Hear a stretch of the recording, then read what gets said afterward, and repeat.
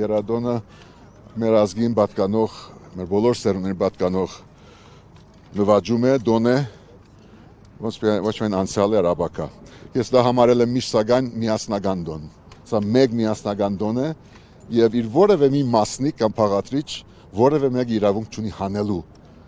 այդ միասնական կամ երադոնից։ Բայց արդեն հանել են այսօրվա իշխանությունները մենք ու մոտեցանք հարցին, վախենում էին ասել, որ երատուն է։ Շուշի անունը չէին ուզում լսել։ Ես ձեզ հետ եմ զրուցում ժամ իշխանների հետ, որքան էլ իրենք փաստացի գործում են, ազդում են մեր կյանքի վրա, ես իրենց չեմ մեկնաբանում։ Ես կարծում եմ, որ դուք, ես այս նոր սերունդը ինքը պիտի որոշի, թե մեր ապրած կյանքը անցյալ գադարյալ է, ժամանակավոր է, ուրիշը պիտի որոշի, թե որն է հայրենիքը, թե որն է դոնը, երապլուրը,